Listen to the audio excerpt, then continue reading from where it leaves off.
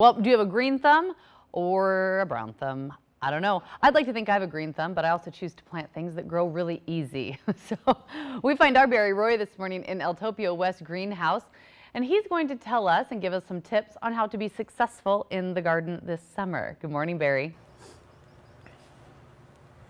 Good morning, Jade. As you can see, we've got some potting soil here. That's what we're talking about this morning.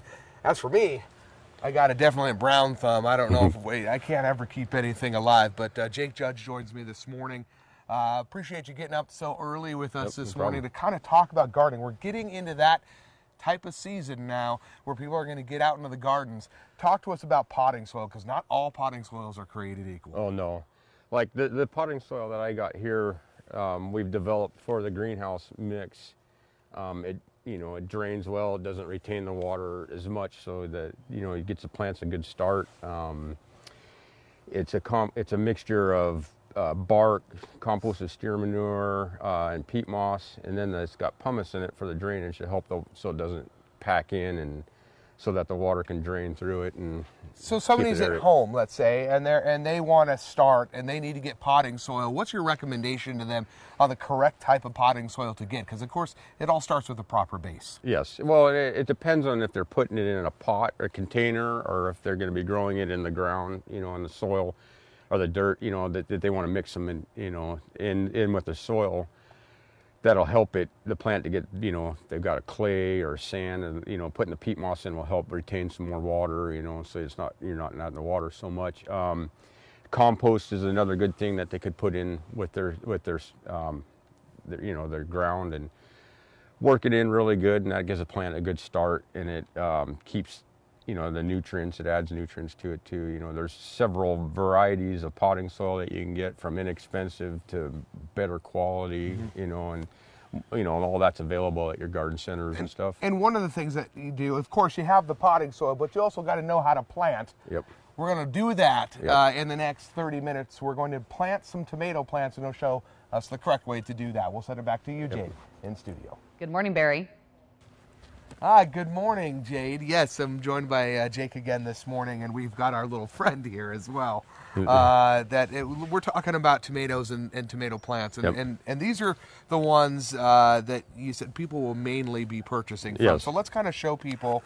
I'll give you one too, but it's basically kind of, do we take these leaves off? Yeah, take the lower leaves off of them when you plant them. And you want to plant them a little deeper. That'll give you a better plant, better root structure.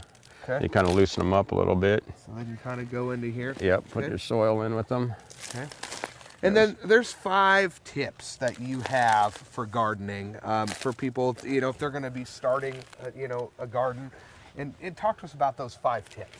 Well, first you need to prepare your ground, know what the weather's doing, know your plant habits and what the plants are going to like and where they're going to go. Grouping of your plants would be, knowing plants that love water, plants that don't like a lot of water, plants that need more space. You kind of get an idea where you're going with that. Sure. And then plant them, water them, and have fun. And let's get back to plant. Now, is there a foolproof way to plant? I mean, I know I've planted things and they haven't, gotten root. What's the biggest mistake people make?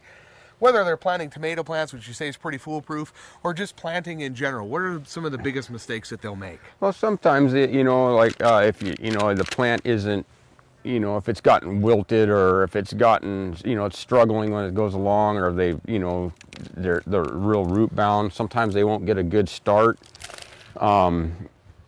Just in being careful pulling them out of the tray, out of the plug, out of the pony packs, squeezing it a little bit so it'll pop out easier. That helps, so you're not ripping the roots.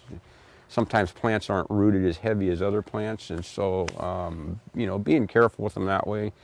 Well, as you can see, we've got some of these all ready to go and planted. We're going to do some more planting, but Jason, we'll send it back to you. We are getting our tomatoes moving in the right direction this morning. So we'll send it back to you guys. Jake, we appreciate you being on the show today. Yeah, no problem.